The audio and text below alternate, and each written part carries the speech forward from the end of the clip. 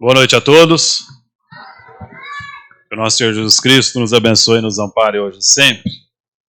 Vamos fazer a nossa oração para iniciar os trabalhos da noite. Elevemos o nosso pensamento a Deus, a Jesus, a toda espiritualidade maior, rogando ao plano maior o apoio necessário para iniciarmos as atividades da noite. E possamos, Senhor, buscar nas palavras que aqui serão proferidas, nos ensinamentos que nos serão passados, o bálsamo necessário para enfrentar os desertos nos quais estamos inseridos, as dificuldades que batem à nossa porta, para que nós saiamos daqui um pouco mais aliviados e cientes que estamos de passagem por este plano, que a nossa verdadeira vida é a vida espiritual, que temos de aproveitar todas as oportunidades, seja através das lágrimas que escorrem em nossos rostos, seja através do sorriso que emplaca na nossa boca, de todas as experiências, saibamos aproveitar hoje e sempre. Pai nosso que estais no céu, santificado seja o vosso nome. Venha a nós o vosso reino, seja feita a vossa vontade, assim na terra como no céu. O pão nosso de cada dia nos dai hoje. Perdoai as nossas ofensas, assim como nós perdoamos a quem nos tem ofendido. E não nos deixeis cair em tentação, mas livrai-nos do mal, que assim seja. As crianças com a tia Karina lá no fundo, com a tia Cíntia aqui na porta, pessoal mais... Os bebês com a tia Cíntia do lado de cá.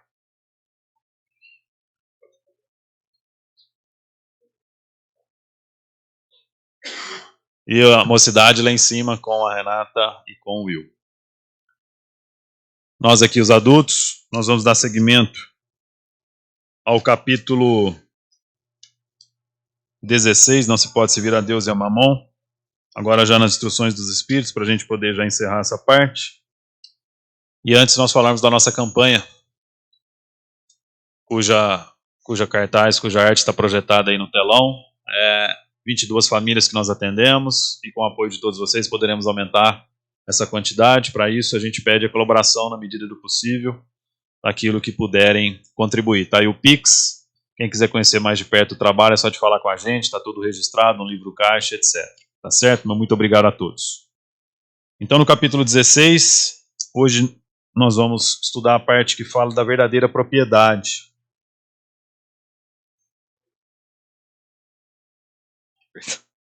Vamos confirmar, né?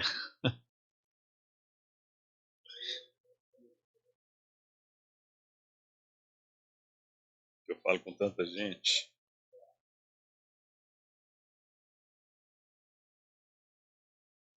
Emprego da riqueza. A verdadeira propriedade é na outra semana.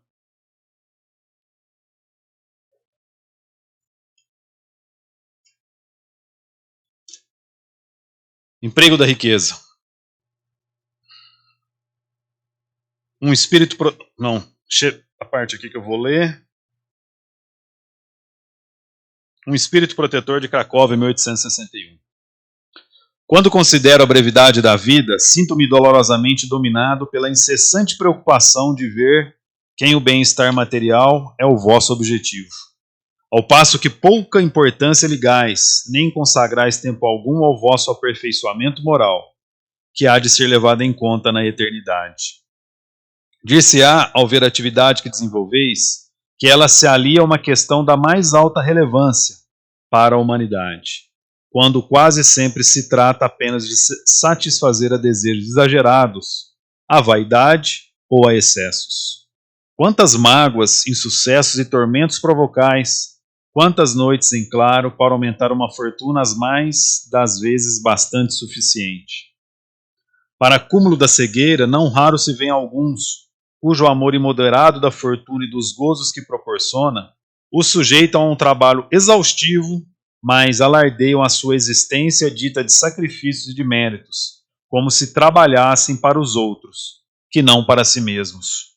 Insensatos, acreditai realmente que vos serão levados em conta os cuidados e esforços movidos pelo egoísmo, cupidez e orgulho, quando descurais os do vosso futuro, bem como os deveres da solidariedade fraternal imposta a todos os que gozam dos favores da vida social? Cuidastes apenas do corpo, do bem-estar, dos prazeres que constituíram o objeto da vossa solicitude egoística. Pelo que é mortal, olvidastes o espírito, que sempre viverá. De modo que esse dominador tão animado e acariciado converteu-se em tirano, prendendo-vos a alma, escravizando-a. Seria esse o fim da existência que Deus vos concedeu? Que assim seja. Vamos receber com muita alegria, pela primeira vez na casa, nosso amigo Paulo, que é lá do Instituto Espírita Cristo Consolador. Fica à vontade.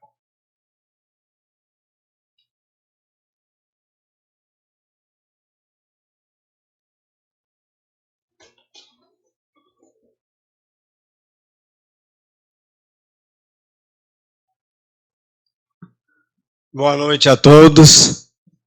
Deixa eu arrumar aqui porque os baixinhos nunca acham as coisas prontinhas, mas tem sempre que ajeitar, né? É uma alegria grande visitar essa casa, principalmente pelo motivo que eu estou vindo, que é estudar a doutrina espírita, que é estudar a mensagem espírita, que nos ajuda a iluminar o nosso caminho, para que a gente não se perca nas dificuldades e nas lutas humanas que está reservada a todos nós. É muito importante momentos como esse, em que paramos com a atividade material e pensamos em nós mesmos, não como matéria, mas como essência, como espírito que somos. Então é uma pausa na busca de interesses materiais para mergulhar nesse oceano da espiritualidade. E em momentos como esse, benfeitores espirituais que trabalham em nome de Jesus Cristo, se aproveitam para aproximar de todos e nos trazerem as inspirações adequadas, o bom ânimo, a esperança, para que a gente não fracasse. O nosso objetivo aqui na Terra é progresso espiritual, né? E hoje a nossa lição é o emprego da riqueza, que está, como já foi dito, capítulo 16 do Evangelho segundo o Espiritismo. E eu preparei os itens 11, 12 e 13. Foi lido aqui o item 12. E nós que ouvimos, a gente pôde ver que o Espírito, né, que está se manifestando, que se identifica como um Espírito protetor, ele diz que fica penalizado, fica impressionado quando ele observa esse apego, esse interesse do homem em buscar tão somente os bens materiais. Foi uma luta tão insana, tão intensa, por alguma coisa que vai passar breve. Então ele se sente impressionado por esse apego do homem às coisas terrenas. E ele diz, mas quanto às questões morais, que são as questões eternas, o homem não reserva tempo, ou muito pouco, para a conquista desses valores. Então, isso vem para nós, para a gente dar assim, uma acordada, né, para que a nossa atenção, nosso centro de interesse, não seja tão somente as questões materiais. É bem verdade aqui que o título diz o emprego da riqueza. Eu acho que aqui todo mundo é rico, né? Pelo menos assim, tem jeitos de rico. Mas aqui está falando da riqueza, a riqueza mesmo, a fortuna, em que estes têm uma série de possibilidades nas mãos. E o Espírito vem dizer o seguinte, que a maioria se lança numa corrida louca e sempre na busca de mais e mais, e ele nunca acha que tem o suficiente. Ele diz isso na mensagem, ele fala, olha, ficam lutando como se fosse a maior coisa do mundo para aumentar uma fortuna que já é suficiente. O homem podia cuidar um pouco mais de outros aspectos da sua existência e ainda assim não o faz. Então essa mensagem, ela leva-nos a pensar sobre essa questão do dinheiro, da posse, do poder. Numa mensagem seguinte, assinada por Fenelon em Cracóvia, 1860, que Allan Kardec colocou também nesse capítulo,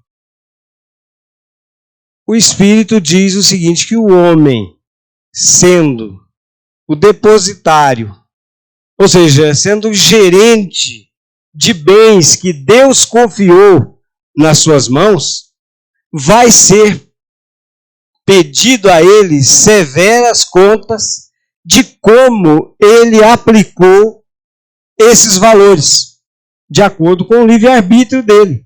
Porque quem recebe ou conquista uma fortuna, não importa, às vezes a pessoa recebe uma herança, já nasce numa família rica, outros não, conseguem pelo esforço, por negócios bem feitos, e em pouco tempo, quando eles têm que passar por essa prova ou por essa experiência, eles conseguem um patrimônio vasto.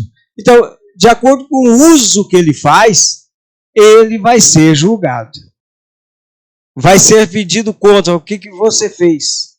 Você teve nas mãos um instrumento para produzir muita coisa. Você usou isso só a seu benefício ou você soube repartir esses benefícios com seus irmãos de humanidade? E esse Espírito, falando sobre esse assunto, ele não vem falar de esmolas, não. Até no final ele diz o seguinte, dai esmolas quando necessário, mas de preferência e na maioria das vezes, convertei a esmola em salários, para que quem receba não se sinta envergonhado. Então aqui está falando numa utilização da fortuna ou da riqueza de uma forma produtiva. Porque muitos poderiam simplesmente aplicar esse dinheiro e não se preocuparem. E todo mês teriam os rendimentos que seriam mais do que suficientes para que eles vivessem bem. O dinheiro ficaria lá, guardado, garantindo o bem-estar da pessoa.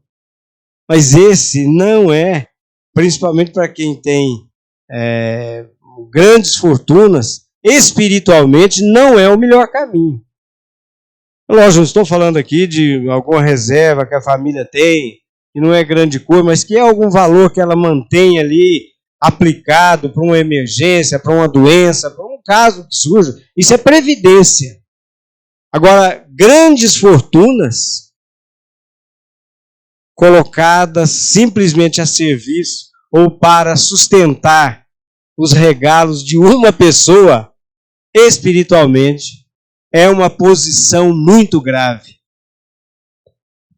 Eu tenho um amigo que começou, a gente na juventude, conversávamos muito, participávamos da mocidade espírita, e aí ele sempre voltado para a indústria de calçado. Tentava com a sua brinqueda, tentava aqui, tentava ali, até que no momento ele acertou, e foi assim, uma coisa extraordinária. Em pouco tempo, ele estava muito rico. Um dia encontramos, depois de algum tempo, aí já não era fácil de falar com ele, porque se ligasse lá na indústria deles, tinha que marcar a hora, era uma coisa mais complicada. Mas ele conservou, nas vezes que a gente conversou, a mesma simplicidade de antes, né? E ele um dia falou, Paulinho, se eu vendesse só uma parte dos couros que eu tenho no almoxarifado, Eu teria dinheiro para essa reencarnação, para outra e para outra. Mas ele não fez isso. Ele desenvolveu na indústria, ofereceu empregos. E de vez em quando eu fico sabendo de coisas que ele faz. A gente tem uma atividade no Jardim Aeroporto e lá ele é conhecido. A distribuição de cestas. É um trabalho assim, social muito grande. Então a fortuna que está nas mãos dele está rendendo benefícios. Está produzindo alguma coisa para que outras pessoas sobrevivam, não só sobrevivam, mas cresçam também dignamente. Conheço outros que trabalharam para eles, um casal, hoje estão aposentados e com o tempo compraram uma casinha, outra, construíram a vida e têm uma estabilidade, agora que desfrutam de uma aposentadoria, tranquila, graças ao serviço que eles tiveram a vida inteira. E boa parte desse serviço foi nessa indústria que eu citei. Então essa é a recomendação de Fenelon, para que a fortuna não seja utilizada tão somente a benefício de quem a detém. Porque, na verdade, nós não temos isso. Isso está nas nossas mãos um tempo. Mas se a divina providência determinar ou chegar ao final o tempo que a gente vai ter esses recursos, se for agora vai encerrar essa fase na vida desse espírito nessa encarnação, a partir dali os negócios começam a ir mal e daí a pouco a pessoa está convivendo com uma realidade diferente da anterior. Então nós somos usufrutuários, aquele melhor ainda, ele chama de gerente dos bens. Está nas nossas mãos. Até lembrei de uma historiazinha que Bezerra de Menezes, numa reunião, falava sobre os valores da alma, e levantou o senhor e disse o seguinte: olha, eu tenho um terreno que está aqui registrado, está no cartório, você pode consultar lá, porque é uma consulta pública. Eu sou dono ou não sou dono? E mostrou a escritura de um imóvel. Eu sou ou não sou dono desse imóvel? Aqui está o documento. Bezerra de Menezes acalmou, interrompeu a fala dele. Ele falou assim: olha, vamos fazer o seguinte. Me faz essa pergunta daqui a 100 anos. Vamos ver se você é o dono. Se a gente vai passar à frente isso, nós estamos com a posse precária, temporária. Não é nosso. Nós estamos no usufruto disso. E então fica essa mensagem desse Espírito para a gente meditar. A outra mensagem que tem é a primeira, o item 11, também é uma comunicação de um Espírito, um arcebispo, lá na França, de nome Cheverus.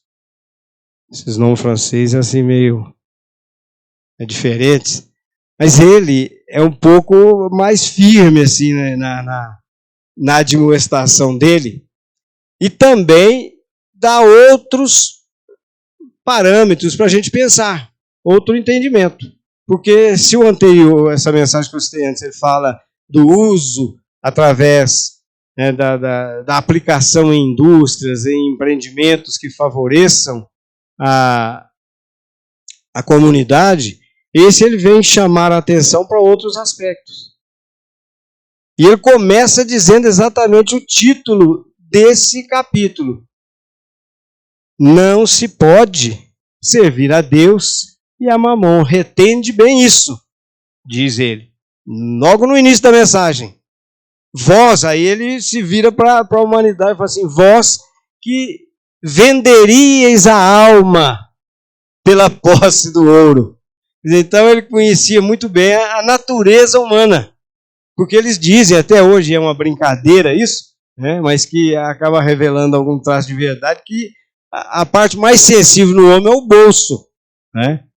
Então ele fala: vós que venderias a alma para a posse do ouro.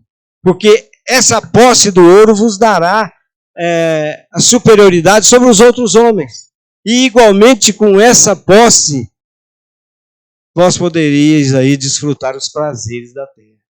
Vós que estáis presos nesses prazeres, sacudi esse jugo, porque vai chegar um tempo em que a gente vai ter que deixar isso e prestar contas.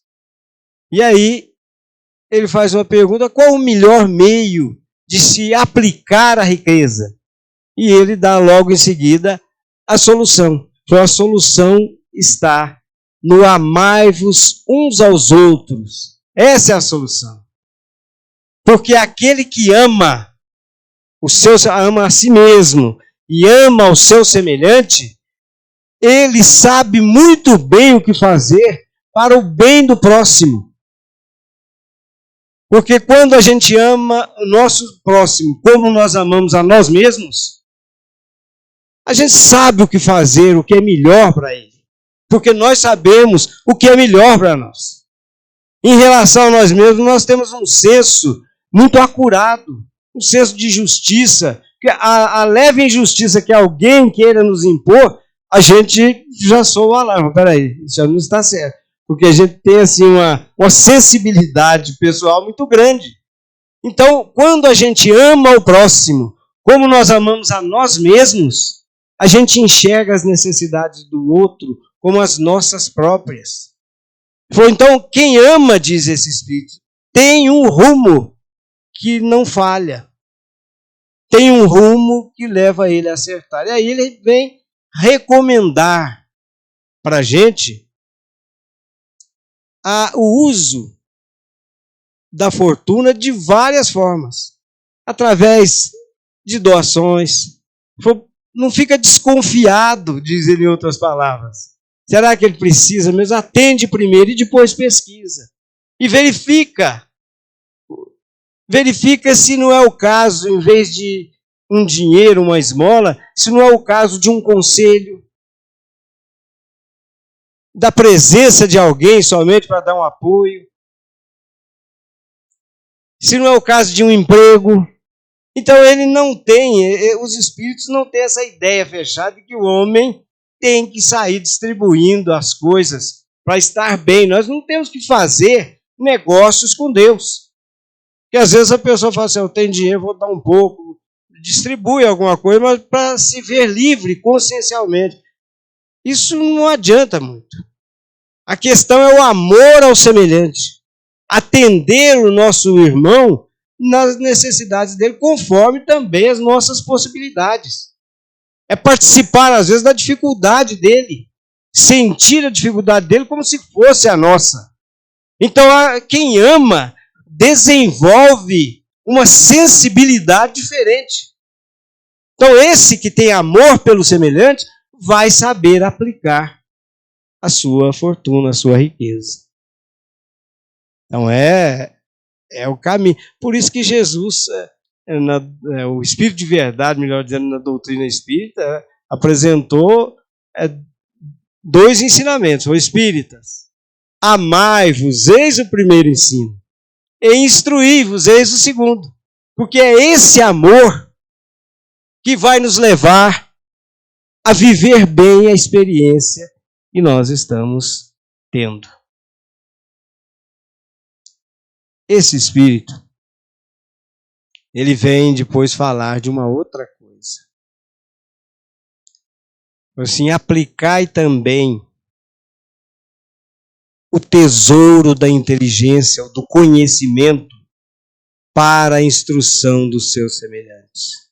Assim como você vai usar a riqueza, o ouro, para ajudar o próximo, se você tem conhecimentos, se a sua inteligência te permitiu adquirir conhecimentos que são úteis, a recomendação desse Espírito é para repartir isso.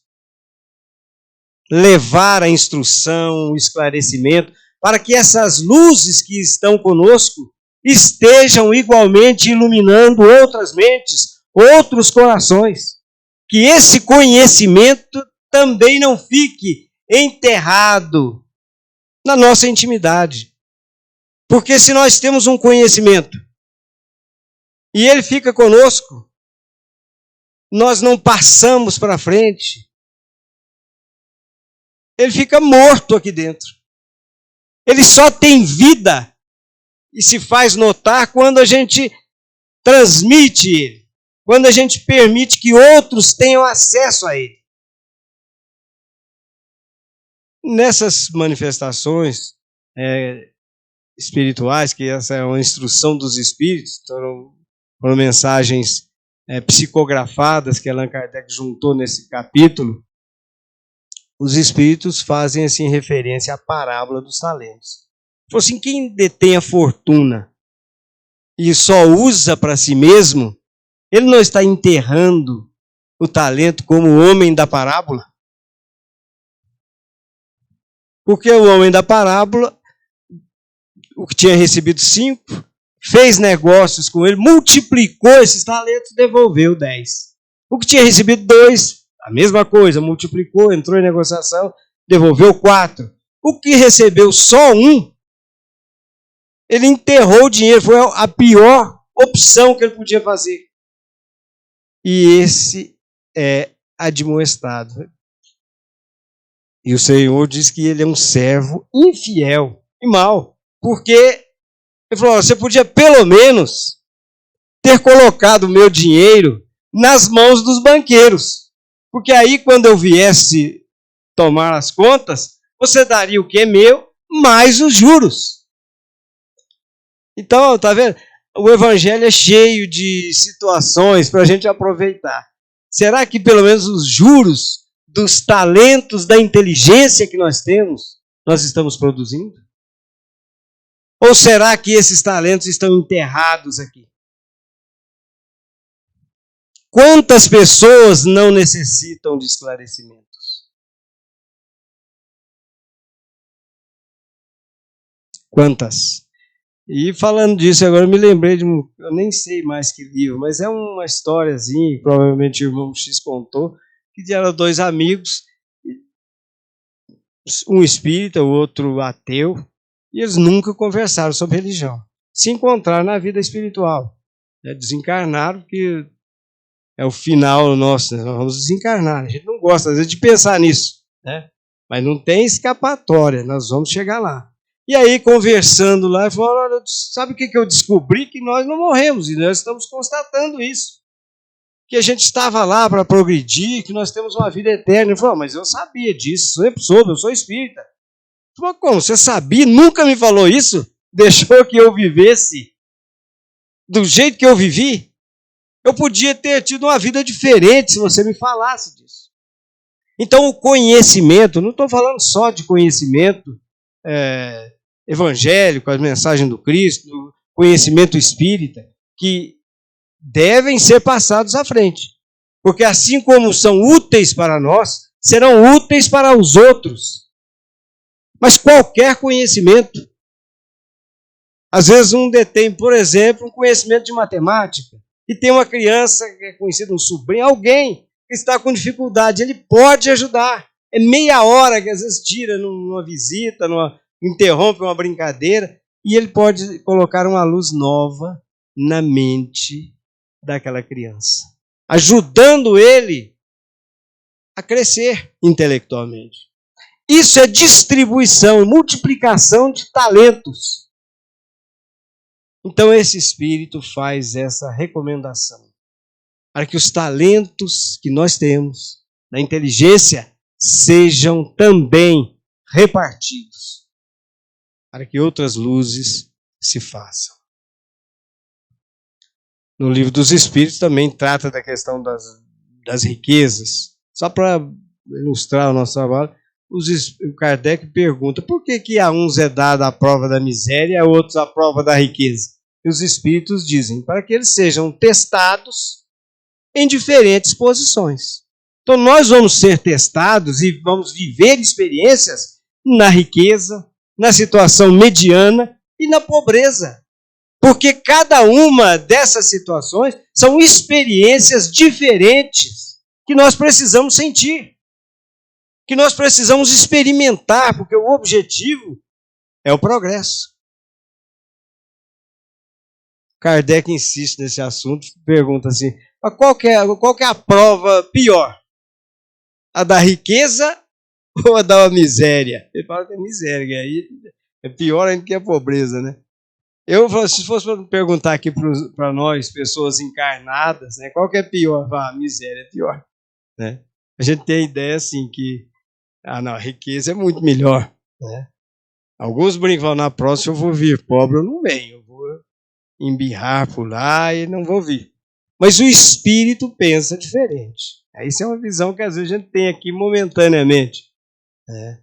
Aí os espíritos respondem, as duas provas são terríveis. Ele fala terríveis. Porque a miséria gera, às vezes, a revolta contra Deus. Gera o murmúrio, o mau humor, um desgosto pela vida, uma acusação a Deus pela experiência que ele está passando. A da riqueza também é terrível, porque facilita a todos os excessos e pode desenvolver no homem o sentimento de que ele é melhor do que o seu semelhante. E ele não é. Não é o fato de eu viver agora uma experiência na riqueza e com o poder nas minhas mãos que eu sou melhor do que alguém que está na miséria. Ou eu digo mais, que está num vício qualquer, caído na sarjeta. Porque nós nos conhecemos verdadeiramente.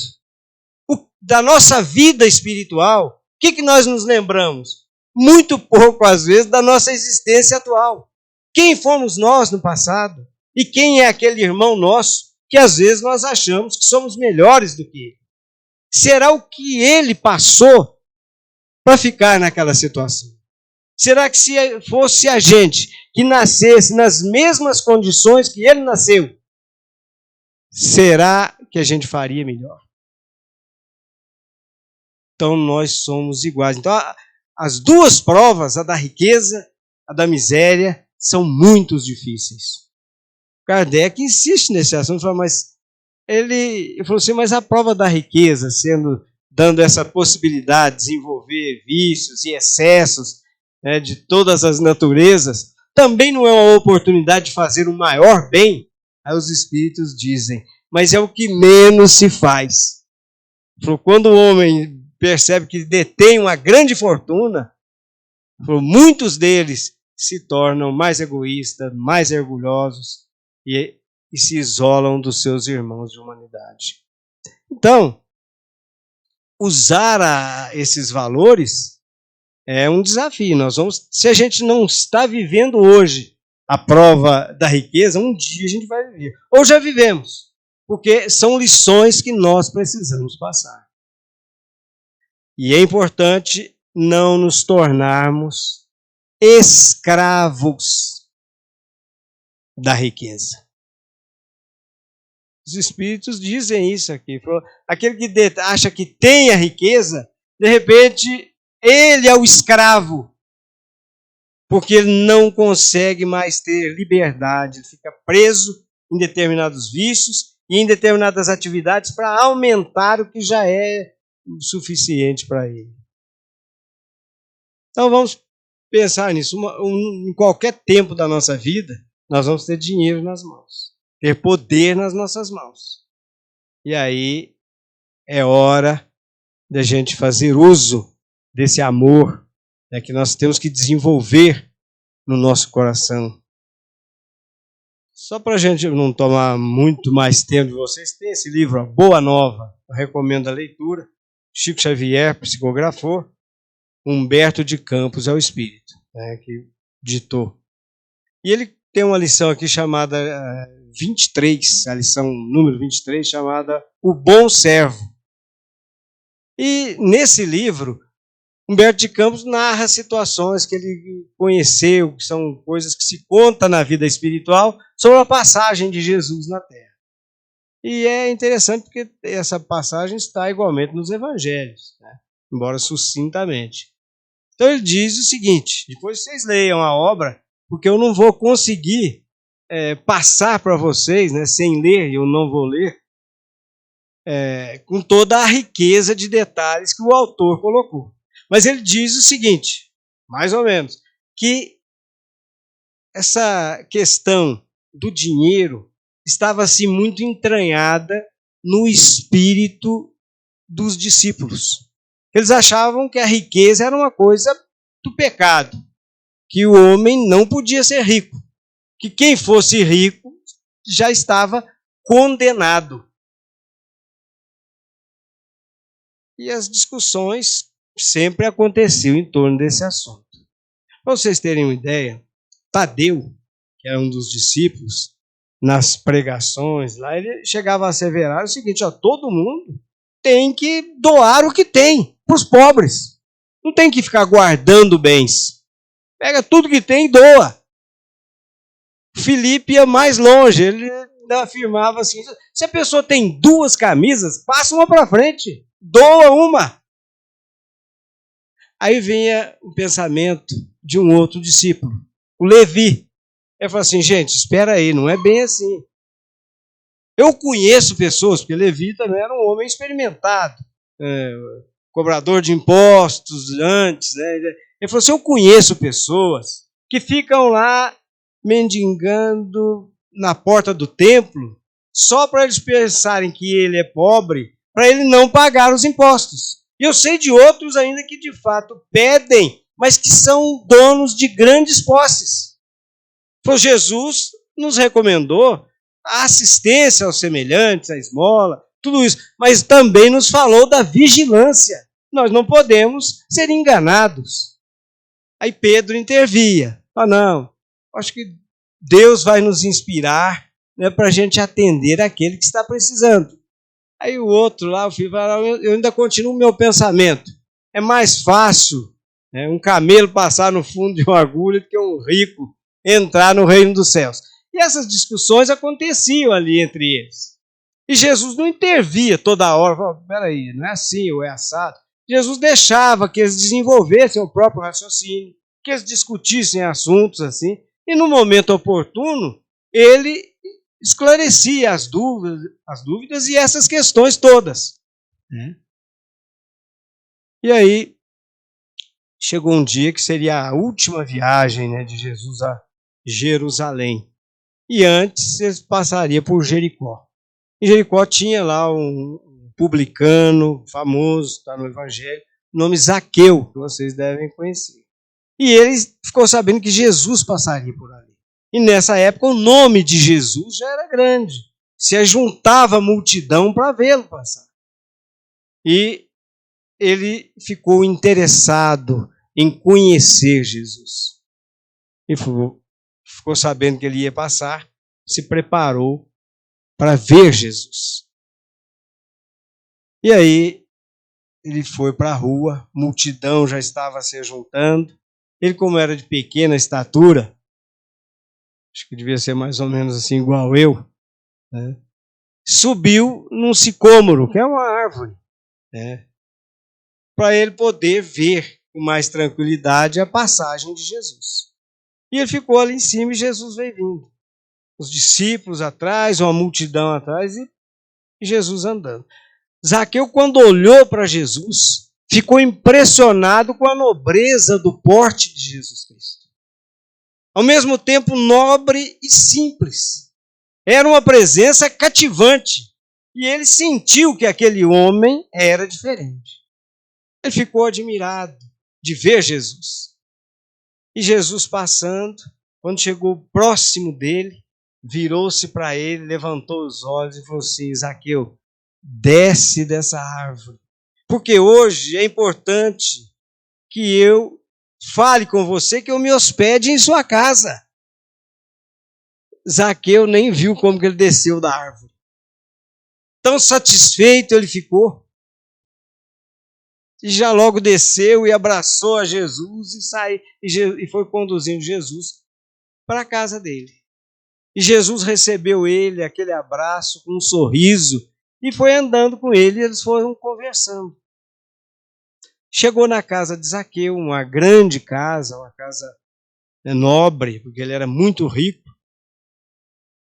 Ele se assentaram ali, os discípulos também, falaram: vamos lá, eu vou preparar tudo, vai todos vocês, todos os discípulos. Aí quando chegaram na casa, os discípulos estranharam aquilo. Mas por que a gente veio para essa casa rica desse jeito? Por que que nós viemos para esse homem rico? Esse aí não é o Zaqueu, um publicano, pecador? O que nós estamos fazendo aqui? Por que nós não fomos para uma casa simples? Pedro igualmente estranhou, foi isso aí, um homem de má vida, um publicano, ele está condenado. Não sei o que nós estamos fazendo aqui. E Zaqueu não cabia em si de contentamento conversando com Jesus. E Jesus dava atenção para ele, sorria e conversava. Aí Zaqueu fala para ele, olha, Senhor, eu tenho sido muito criticado. Ele sabia que a riqueza não era bem vista pelos discípulos. Ele falou, tenho sido muito criticado em minha vida, mas eu tenho procurado viver bem. Olha, eu percebi aqui que tinha muitos servidores aqui que não tinham como sustentar as famílias. Eu então reparti lotes em que estimulei e dei condições para eles desenvolverem agriculturas perenes. E também criei pastagens e dei condições para que todos trabalhassem e sustentassem as suas famílias. Falou assim, até gente de Jerusalém já veio aqui até mim, procurando por esses trabalhos, por esses espaços que eu cedi. Aí Jesus falou, muito me alegro com você, Zaqueu. São atitudes louváveis as suas. Ele falou assim, olha, e eu procurei também não ter diferença entre os meus servidores, os meus servos e a minha família. São todos minha família. Todos eles que precisaram de mim em qualquer momento que fosse, eu sempre estava pronto para ajudá-los. E venho fazendo isso há algum tempo. Aí Jesus se alegrou com ele muito mais, ele falou, realmente é digno de nota esse trabalho seu. E Zaqueu, então, que viu que Jesus apoiava aqueles projetos dele, ficou tão empolgado que aí ele disse aquela frase, falou, a partir de hoje, mestre, eu vou repartir, vou dar a metade dos meus bens a todos eles. E se eu tiver lesado alguém, eu vou pagar quadruplicadamente. Aí Jesus diz aquela frase, hoje realmente você percebe que a salvação entrou nessa casa. E Zaqueu, então, se viu inundado de uma luz diferente, de uma alegria que ele nunca tinha experimentado. Porque ele era criticado, apesar desse trabalho social que ele fazia, ele era muito criticado. E aí ele sai para buscar os filhos, porque ele queria que os filhos conhecessem Jesus. Assim que ele sai, os discípulos vêm e caem de perguntas. Mas esse homem não é um pecador? O que nós estamos fazendo aqui? E depois das perguntas dele, das dúvidas dele, eles pararam e falaram assim, meus amigos, vocês acham que o Evangelho veio para transformar todos os homens em mendigos miseráveis? Falou assim, qual a maior caridade? Aquele que dá uma esmola e que socorre momentaneamente alguém, ou aquele que assiste a vida inteira através do trabalho digno?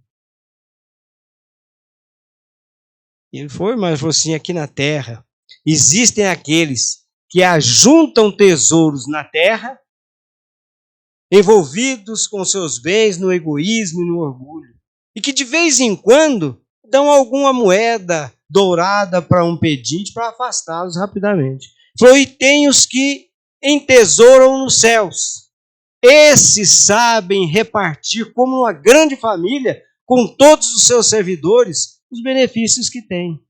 Esses são os servos fiéis de Deus na face do mundo.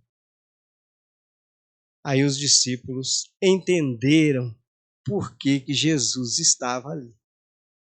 Era mostrando a eles, tirando um engano que havia na mente deles, para mostrar que o Espírito avança, cresce em qualquer circunstância, mas principalmente quando ele detém a riqueza e sabe usar para o benefício de muitos. Quando ele não se envolve ou se deixa envolver pelos tentáculos do egoísmo, da vaidade, do orgulho. Quando ele aprende a amar os semelhantes a ponto de distribuir dignidade, honradez, propiciando trabalho, instrução aos seus semelhantes. Aí Zaqueu, muito feliz, mandou servir um jantar, uma comida lá, e vieram músicos, e aquilo virou uma prece, virou uma festa, que a prece era constante, né, na presença de Jesus. E flautas e conversas animadas, e aí nesse ambiente festivo que se criou, Humberto de Campos fala que Jesus contou a parábola dos talentos. E depois, olhando para Zaqueu, disse: você é um servo bom, é um servo fiel. Então, não temos mais tempo, mas a riqueza, ela pode gerar muitos benefícios. Basta que quem a detém não se prenda ou não enterre no seu egoísmo, na sua vaidade. E é o que eu falei. Ou nessa vida, ou em outras, nós vamos passar pela prova da riqueza, pela prova do poder. Permitamos que essa suave influência de Jesus Cristo ilumine-nos por dentro, para que desenvolvamos essa capacidade de amar. Mas não o amor platônico, o amor prático. Né? Porque às vezes a gente fala assim, eu amo a Deus, mas nunca fez nada para ninguém. Nós não temos como amar a Deus sem fazer alguma coisa ou para o próximo ou para a natureza. Então esse amor tem que se manifestar nesse relacionamento nosso. E de posse desse sentimento desenvolvido, vamos experimentar que nós temos ainda necessidade que precisamos. Sejam as provas da riqueza, da situação mediana, que é a melhor, que dá mais tranquilidade para a gente conquistar valores espirituais, ou seja, da pobreza. Eu encerrando, agradecendo de novo, peço a Jesus Cristo que ampare e proteja essa casa, e igualmente todos que estão presentes, os lares aqui representados, que sejam envolvidos pelas claridades do amor do Cristo, para que todos juntos estejamos vivendo a nossa experiência de agora com sabedoria, seja em qualquer situação que for. Porque quando vivemos bem esse momento, nos preparamos para as provas futuras. Muita paz a todos, muito obrigado pela oportunidade.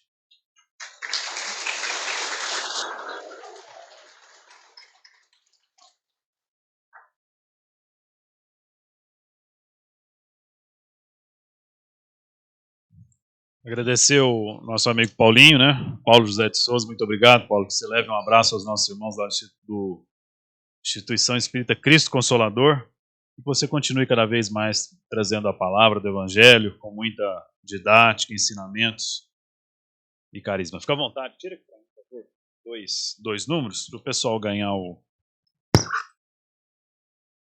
dois livros. Pode tirar e já falar, Paulo, por favor? Quais são os dois números? E a gente já vai passar, pessoal, para a segunda fase. Pode falar, Paulo. 20. Número 20 e o número? Número 47. 47. Tá aqui, ó, do Ronaldo, 47. Pega um. Isso. Pode ser isso daí. E o outro, o senhor é o 47, né? Tá, o 20. Qual que tá? 20? Tá aqui na frente? Tá aqui, ó. Aqui, senhora, ó. Aqui atrás. Isso. Muito obrigado, viu? Deus abençoe.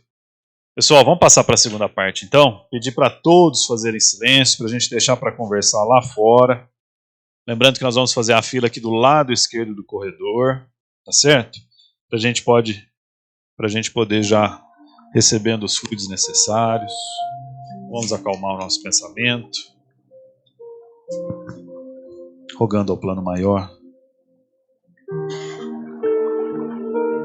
as bênçãos necessárias para prosseguir mais uma semana com otimismo, com paz, com perseverança, principalmente com amor ao próximo.